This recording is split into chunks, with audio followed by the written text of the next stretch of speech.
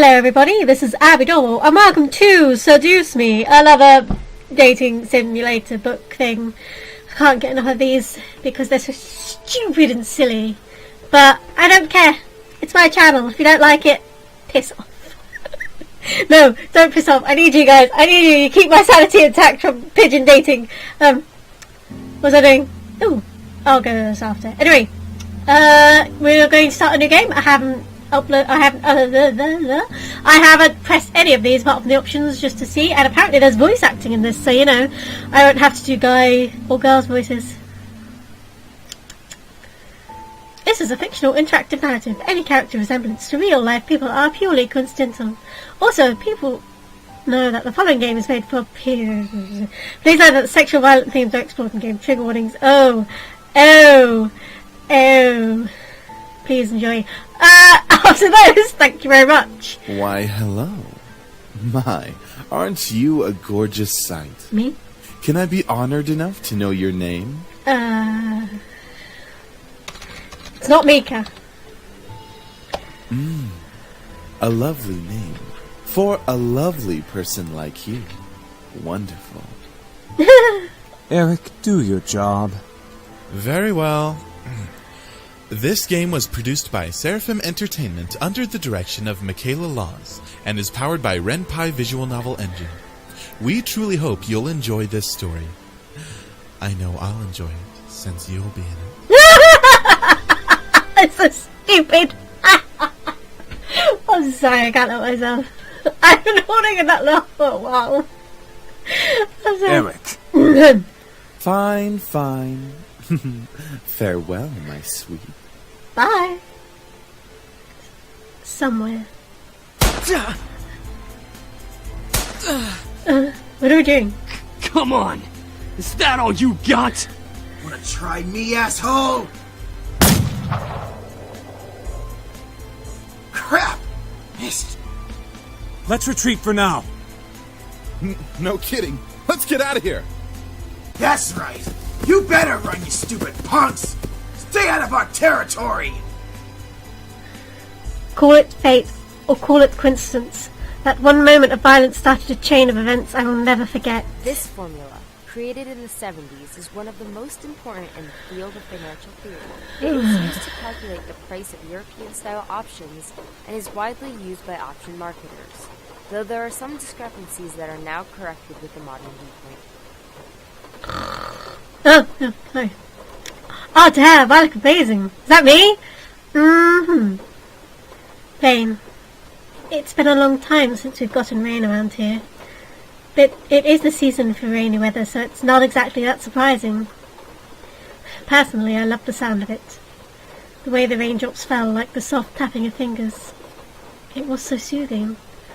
Even looking at the droplets hit the glass of the window was strangely calming. I love rain. For this reason, I felt lucky for having a seat next to the window, though I did spend more time staring outside than I did paying attention in class. I think everyone did. Ugh. The lectures in class were pretty boring. Mrs. Phillips' voice wasn't I had a fly in my mouth, I'm sorry. But I just wasn't interested in what she was saying. And since it was the period right before lunch, all I could think about was doing other things in my free time. Honestly, I don't really care much for economics. Sure, I had good grades in this class, and I'm going to sneeze, but... I'm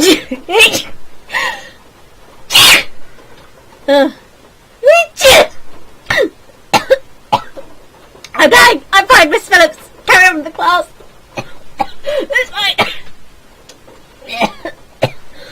It's fine. That's good. It's fine. What were we saying? Yeah. But it was only because I read the textbook and did my assignments as I had to. I was only taking this class because it was mandatory. If it were up to me, I would probably have taken another course. Luckily, it was my senior year, so after the semester, it would mean the end of high school courses forever. Thank God. I didn't hate high school. It was just some kind of mundane, how the days drifted on and on as if there were no end to it. The only thing I really enjoyed about going to school was meeting my friends and hanging out with them, but that was kind of it. In short, I was done. The start of the second semester brought a note of finality to it. I had already applied to many universities the semester prior, and I was expecting replies sometime in the next few months. It seemed like the start of something new, something that would change. If you burst into song, like Beauty and the Beast, and Belle asking for something new, I will cry. That is, if things could change. I stared at the faint outline of raindrops in the distance. For now, I was stuck in this class. Miss Anderson. Oh, is that me? Oh, sorry. Mrs. Phillips' raised voice interrupted my train of thought. Just when I was thinking about class, I quickly turned my head to the teacher. Hopefully she didn't pick me just because she noticed that I was spacing out. Yes, ma'am! Would you care to name the equation I set up on the blackboard? No. Oh, I think I read about that in the textbook last night. It should be... The black school's model formula. Very good as always, Miss Anderson. Yeah, thank you. Anderson. It followed me wherever I went. Most people didn't really know me by my first name, but rather by my surname. No doubt, since the surname is a trademark of the internationally famous and philanthropic Anderson Family Toys, and because the founder was my very own grandfather. Suzu, one of my best friends, turned around and proudly gave me a punch to the shoulder. Ass girl. Yeah. From beside me, I heard Naomi, another one of my best friends, clearing her throat in obvious disapproval of Suzu's choice of words. She means good job. Yeah, Miss Cappini. Oi! Oi! Care to tell me who the creators of this formula were? Some guys named Black and Shoals. Yeah, that's right, Susan. Fisher Black and Myron Shoals. Very good, Miss Patterson. Show off. Better study next time, Suzu. Be like us and study once in a while. Suzu rolled her eyes and slouched into her chair as Naomi gave her a small smile. She always pouted when Naomi showed up. She probably fancies her. That's the end of today's lecture. Now, let's separate into groups and work on your projects. Remember, everything is due on Monday. Go ahead now. Freedom! Before I knew it, Suzu and Naomi had scooted their desks to align with mine, and we turned into the Three Musketeers. Whenever the teachers let the students decide on groups, we always grouped together in our little trio. It was a sheer stroke of luck that we all managed to be in the same class, so we had to at least take the opportunity and stick together as much as we could. Besides, we were most comfortable around each other than, say, compared to being around any other classmates. Phil! Yeah, look at you, Phil. Stop picking your nose and then wiping it under the table. Gross. It just made more sense for us to put our heads together for any kind of project. I took out the poster we were working on and rolled it open into the 3 desks. We were pretty much finished with fulfilling most of the guidelines for the project, though we did still have to add a few finishing touches here and there. After working on making the poster a bit prettier, we sat back and inspected our work to see what we still had to do. Naomi, as usual, was the first to look for any issues. She lightly tapped a pencil against her chin, staring intently at the project. Alright, so let's see. We finished the budgeting section, the building leasing, and the cost for labor. What else do we need? Boys! Suzu straightened up to look at the poster and stroked her chin. After a few seconds, her face brightened and she spoke up. How about a company name? Huh? Did we really skip over that? Of course we did. You always go straight into the logical statistics and stuff. You completely skip over the fact. We need a name for our project. At least we caught it this time. What do we name it? Not sure. What do you think? You're not going to say my name? One of the easiest names. Okay, no, see how it is. It always came down to me. Whenever there was something to be named or titled, I was the master in ending decision. Even when I didn't want to be. I like Trinity Corporations. That is way too predictable. How about the Dragon Company? What do dragons have to do with our project? They're cool. What? It's a totally unpredictable name. It's hot. But our company sells bubble gum. Who said we can't produce spicy bubble gum? Spicy bubblegum is weird. What do you think? Really? You're not going to say my name either? Alright, no, I see how it is. No. No, rotate me. What do you think? I think you're both wrong. Both of them looked at me expectantly. Even though I wasn't quite sure myself, I didn't really want to choose sides. But if it were up to me, I would say... Oh, God. Trinity Corporation... What? No, Trinity Corporation has nothing to do with bubblegum. Has something to do with us. And Dragon... The Dragon Company. You know what? You know what, honey? You know what? You know what? It's you and me in this together. Oh yeah, Dragon Company it is. Alright, now that we've decided on a name, now what? As we entered our name game, a giggle scrambled my thoughts. Ugh. Huh? Who's that? Ignore it, it's just Lisette. I looked over my shoulder to see her laughing with her circle of friends, mostly comprised of popular people that were practically friends with everyone in the school. And as a result, everyone in the school knew them. In the centre of it all was Lisette White. She sat with a posture that indicated she was still working, but that she also was ready to casually chat about her day. She had an endearing balance of charismatic and awkward, which was readily apparent when she first talked to someone. It was easy to make her smile and laugh, and she was quite the comedian as well. Basically, she was perfect.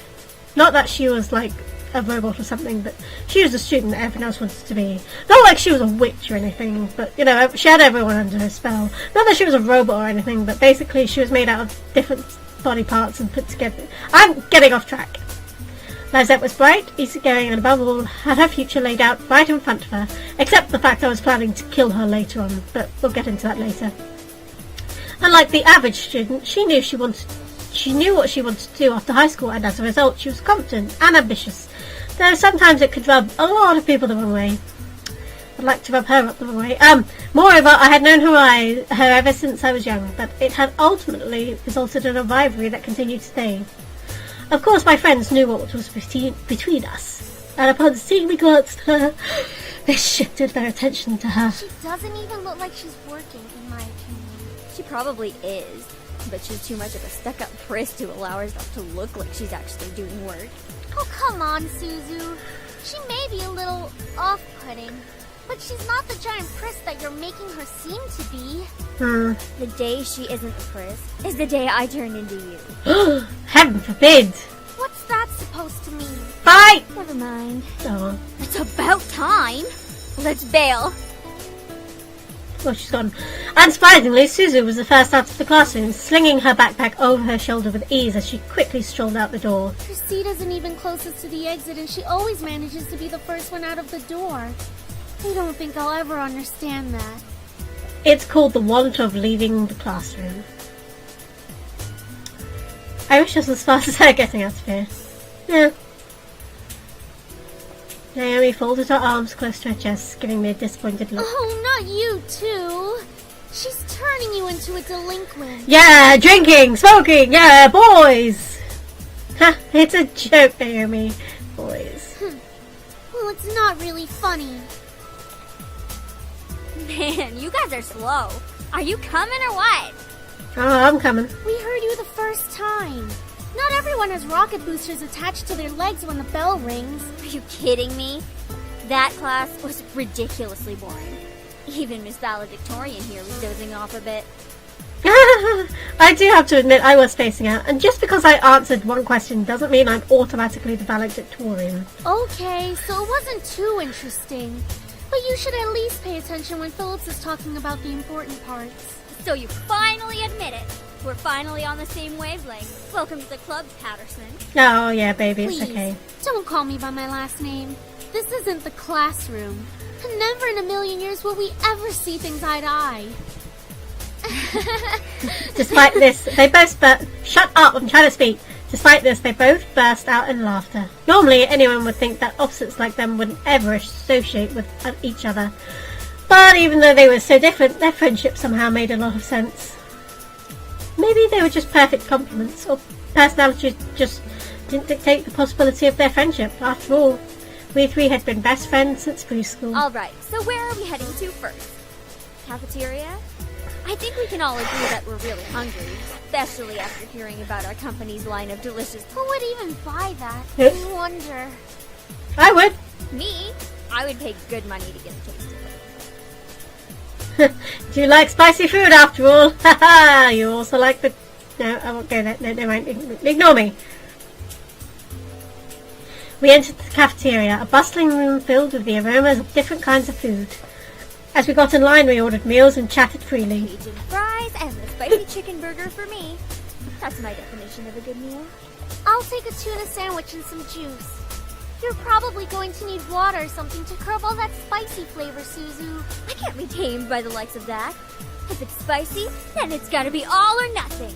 You're crazy! You're crazy! Ha! You don't know how I feel about Oh saying yeah, I'm crazy. Crazy about me! Ha! Ha! No, I okay. think I'm getting a migraine. Oh. I'll go with... Ooh. What, Naomi's having... I don't know what you're having, I forgot. Cajun fries and spiced potato, or... Yeah, mac and cheese and soda. That's me. Although... yeah, let's go a little bit crazy. Might as well go spicy today. Once we got our food, we settled down at one of the empty tables, putting our backpacks aside to finally dig into the food. Suzu leaned back in her chair, tilting it back so that she could rest her feet on the table by her food. Alright then. Is there anything we want to talk about?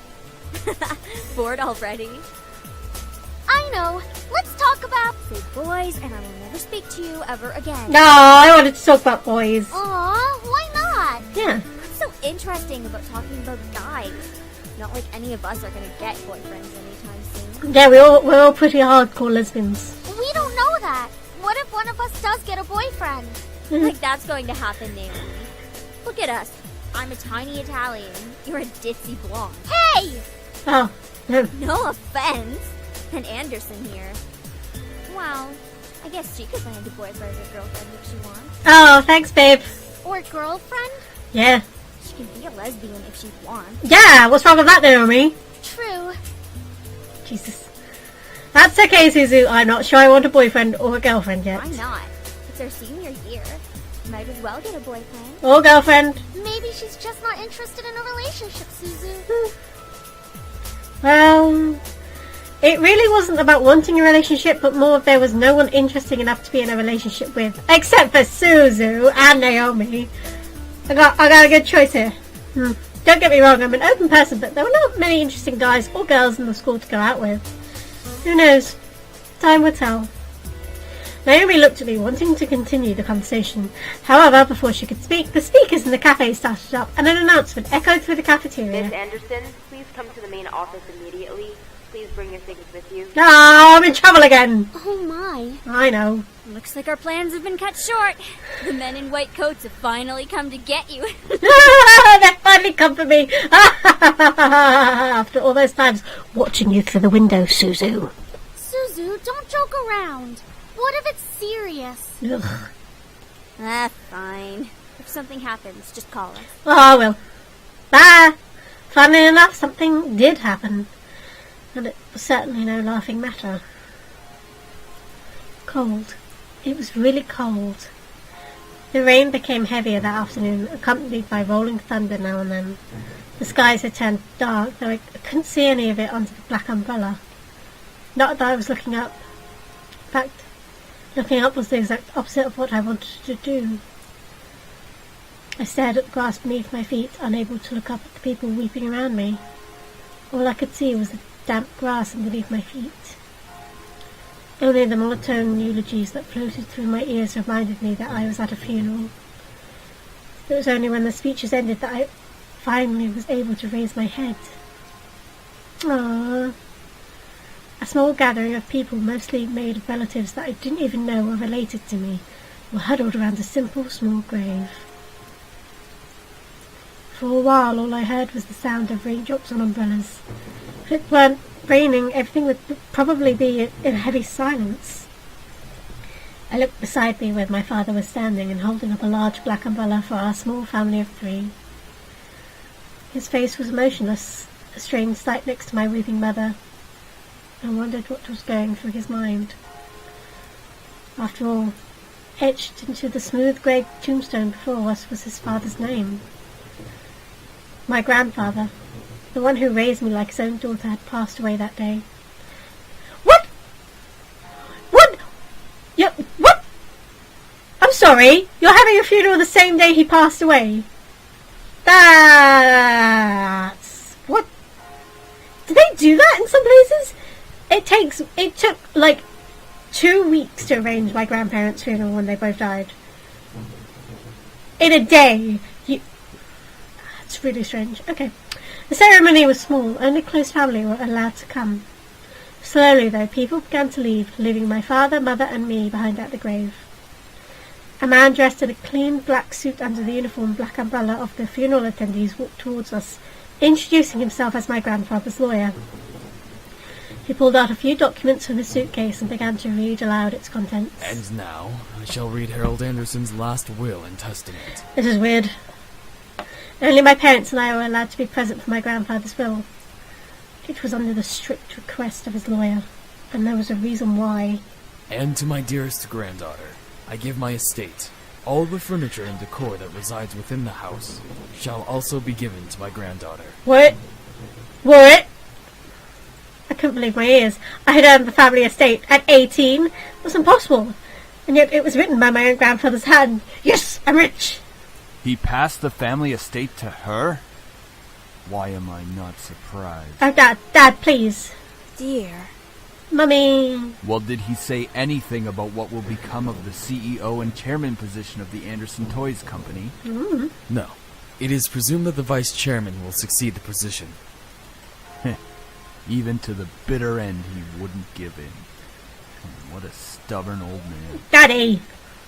Shaking his head, my father turned to face my mother with a serious expression on his face. About the estate. Should we send her there to get used to the building? It'll be a good place for her to live after high school. Daddy, you're kicking me out like that? Daddy, please! Was it because I crashed the car? I told you I'd only had a little bit to drink and a tiny bit of weed, but that was it. Daddy! Are you sure we should? Daddy! Mommy! Why not? This would be a good experience for her. Why are you sounding so angry, Daddy? Honey, what do you think? I don't know. I think I should save. I panic about these situations quite easily, and you know I save rather a lot, Mother. I really wasn't sure what to say. Why did my grandfather think that I was the appropriate heir to this mansion? Was I even ready to live on my own? Well, that seems to be it. We'll be taking our leave now. I'm sure the little heiress needs some time to adjust. Daddy! David! Daddy! Even though she raised her voice, my dad began walking back the car. Just like he has with me my whole life. Don't mind him, honey. I think that your grandfather's passing really affected him. Why don't we get back home for now? Okay.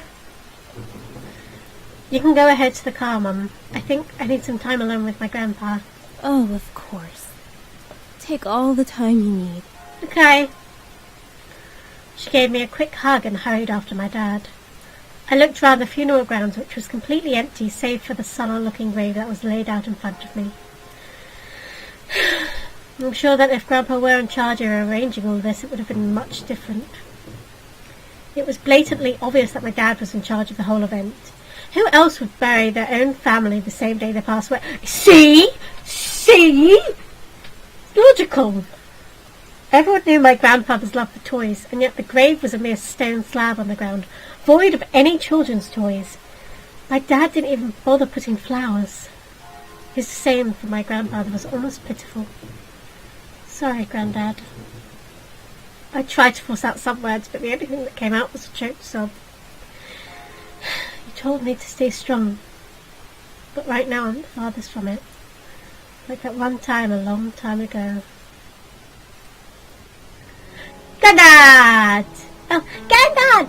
Oh, it's so good to see you again, sweetie. I was swept into a giant bear hug, and we both laughed as he swung me around like an aeroplane. It was one of the favourite things about seeing my grandfather, the way he greeted me. Unlike my father, my grandfather was loving and playful, even as I grew older. Sorry that Daddy couldn't be here today. He said that he wasn't feeling too good again. I know I'm only 17, but you know, this is how my voice sounds, huh? It had always been like that. Dad missed every visit to Grandpa's house, citing that he was busy with work and wasn't feeling well. Is that so? Well, that's okay. Daddy can come around next time. And you're here, right? Yeah. So what are we going to do today, Granddad? Mummy says that there's a new dessert cafe opening in town. Maybe you want to go and get cake. Oh, I would love to. But I've been so busy with the company these days. We're actually working on a little something. Would you like to see? Oh, is it a toy? It is. I was designing a new line of them. But I feel like something's missing. You don't think you could help me out, could you? Yeah. Of course. He placed the toy in my hands with a smile, and I inspected it carefully. It was beautifully crafted, and obviously a lot of work is put into it. There was one thing, though. So, what do you think? I think the heart and its chest should light up when we hug it. It'll be like it's alive, and it can be like a little nightlight before you go to sleep. He stroked his chin, considering my input while nodding his head.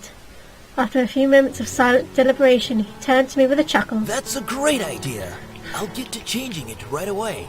You're always like my little lucky charm, dear. You always know what to add to make the perfect toy. Oh, I hope I can be like you one day, Grandad. You want to make toys as well? Yeah! Well, making people happy is the best feeling in the world. If I want to make toys when I grow up, though. Don't worry too much about it. You have plenty of time to decide. Besides, you should do what makes you happy as well. Oh, that makes sense. Daddy doesn't think of it in the same way, though. Your father. I'm sure he just wants the best for you. He's a prick. I mean, I'm not so sure about that. Sweetie, look at me. Okay. He bent down to look at me, eye level, with a serious look on his face. As much as your father may say something that doesn't make sense now, you must remember that he's always thinking about you. He loves you. There's no doubt about that. And you need to love him just as equally. Oh, all right. I don't hate Daddy. I really do love him. I don't know why he's like this, though. Your father and I have had some difficulties with each other in the past. But it's nothing that you should be concerned about. I heard tidbits of this from my mother and various other people. The only people who had stayed quiet were my father and grandfather. Both of them refrained from saying a word on the subject matter, but it was clear that whatever happened set up a wall between them. It's hard, though, trying to pretend as if nothing were wrong. However, no matter what, you have to stay strong. You're a big girl already, and, well, there'll come a day when it seems like it's you against the world. But always remember that your family and friends will be here with you. Daddy, Mommy, your friends at school, me. We'll stand together to get through it. Oh, okay. How can you be so sure of that? Because we'll be right here and here. Did you touch my heart? Yes, he did. He pointed his finger to my head first and then pointed at my chest. So stay strong. Promise? Yeah. For a moment he almost looked sad, pleading, but as quickly as it had come, the expression disappeared from his face, and he was all smiles once again. I promise. Upon hearing that, Grandpa let out a great burst of laughter and stood up. All right, then. Enough of that. How about I whip up some special homemade dessert? I know I can't accompany you at that new cafe, but we sure can talk and eat while I cook and do some paperwork. Ah! Homemade dessert! I'll race you to the kitchen! Hey, slow down there. I'm not what I used to be. You will be the very home I love to see you in. Why? Why would you think I would be ready to take it, especially after this? A surge of anger bubbled within me, and I quickly swallowed it. There was no use in getting mad, especially when the person in question was no longer there. I'm sorry. It's hard to stay calm when you've left me with so many questions. Especially about what happened between you and Dad. What am I doing talking to a grave? My vision blurred and I suddenly realised that I was crying.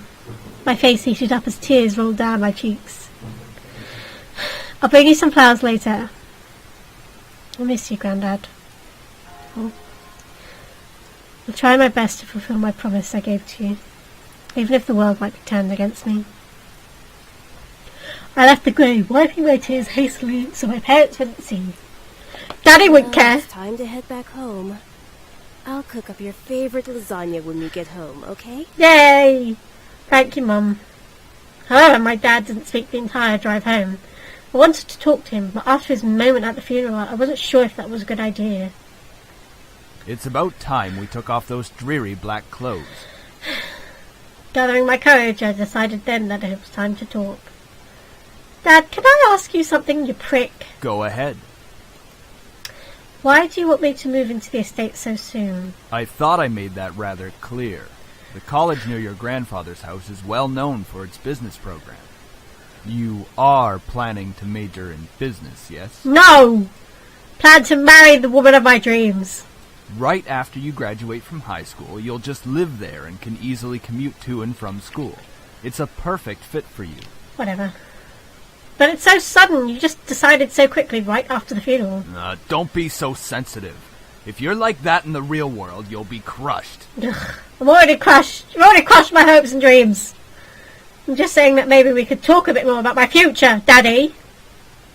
In reply, my father rubbed his temples and sighed quietly. After you graduate from college, you'll work at Anderson Family Toys. I have connections since I am part of the board of directors, so you will be guaranteed a spot. That is what we talked about before, yes? Ugh! But what if... Stop mumbling! I'm going to smack you. But what if I don't want to work there, Daddy? Don't be silly. It's the family company. Our company. I'm not just going to hand it over to some incompetent vice chairman. Well, live forever then, you git! He came closer to me and his face softened. Look, this is all for the best, okay? You may not know it right now, but you will appreciate it later. Ugh. For some reason, when I heard him say that, something snapped in me. I wasn't exactly sure what it was, but it made me feel so angry. Oh, yes. Do you even care that Granddad passed away? Of course I do. Then show some emotion. Everything seems fine and dandy to you. Things couldn't be better. Excuse me? I don't like your tone, young lady. And I don't like your face. It's like nothing even happened at all, like you just ignored the fact that he's no longer here. Do not raise your voice at me. Oh, I will raise my voice at you. What did he ever do to you to deserve this? My father, his face hardened, crossed his arms and erupted in angry laughter. His arms have been crossed this whole slate. Ha! You sure place him upon a pedestal. Like he's some kind of venerated god or something. It makes me sick. Well, at least he got me that pony for my birthday. Is that it? Are you happy seeing Grandfather dead? While everyone was grieving, were you holding yourself back from laughing in everyone's faces? Did you just feel just a bit happier seeing him lying in the graveyard? You motherfucker. Literally.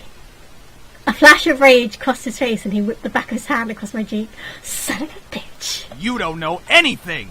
Running your mouth like somehow you know everything that went on, when you're just a little girl that doesn't know how to keep her mouth shut! I'm going to kick you in the testicles, how would you like that? You did not know my father! You did not know what he was capable of! Fuck you. Is everything alright? What happened? Nothing. Nothing, I'm not hungry. I think I'll just go upstairs. Honey, wait! I quickly turned and ran up the stairs to my room, slamming the door behind me. My breath came in short pants, and for a while I just leaned against the door to my bedroom, eventually sliding down to sit against it.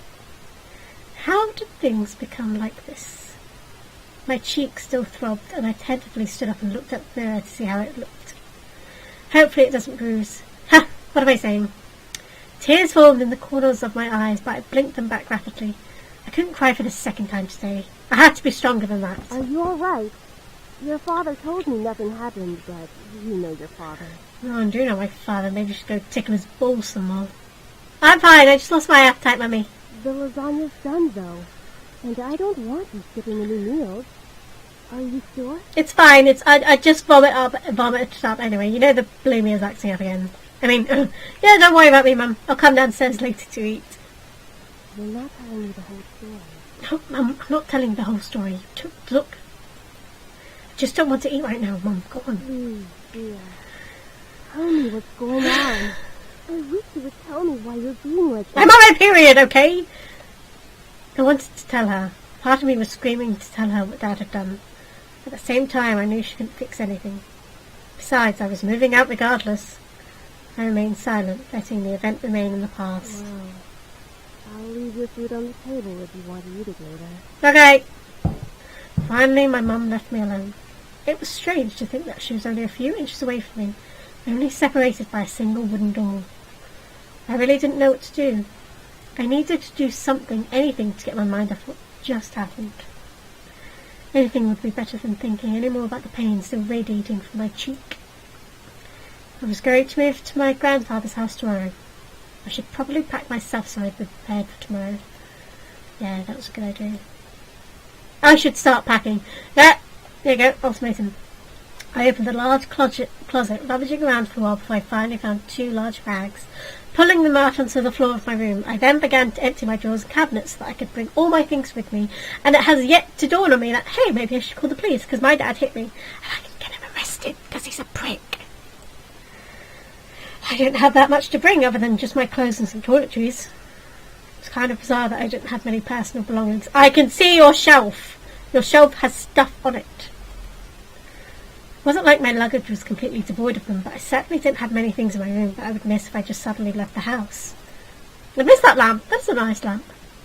I shook my head to rid myself of those thoughts. If it were going to be my new home, it would have to feel like it. One way or another, I was going to make it a home.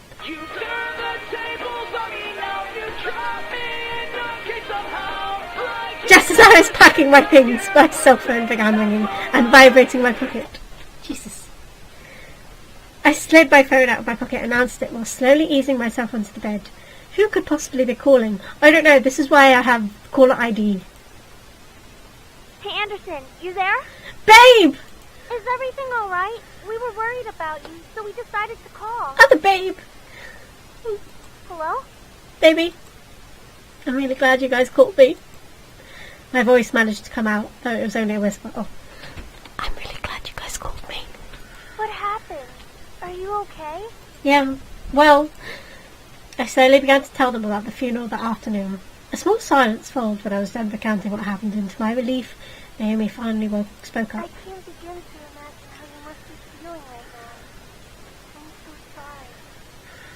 Do you want us to come over right now? Yes! No, it's okay. No, I want them to come over. It's okay, my dad isn't in a good mood, so could we just keep talking on the phone like this? Of course!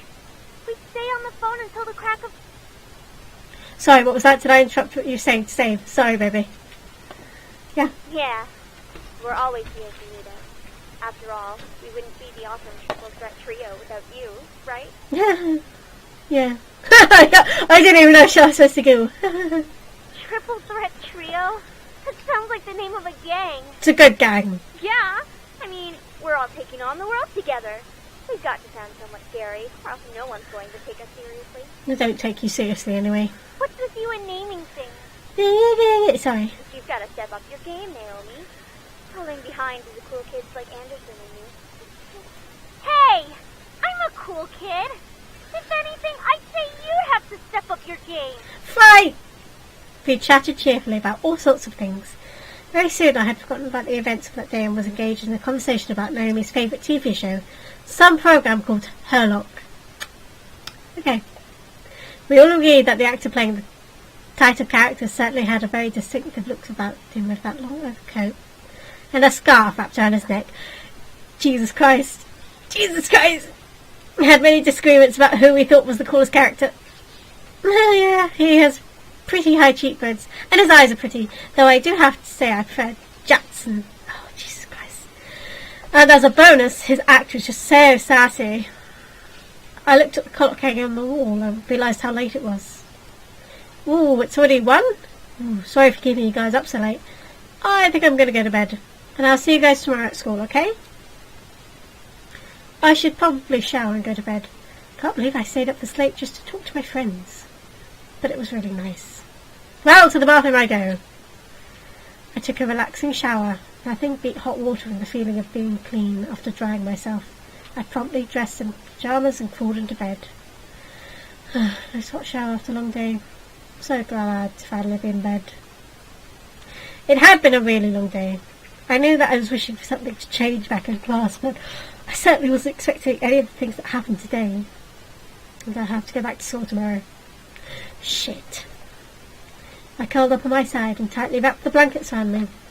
I really wasn't in the mood to be returning to school, but my dad probably would make me go just for the sake of it. It's time to sleep. I reached out the lamp on the nightstand to turn off the lights. However, my mind was so lost in the passing of my grandfather, the entire thought of inheriting something so big that it haunted my mind the entire night until the next morning.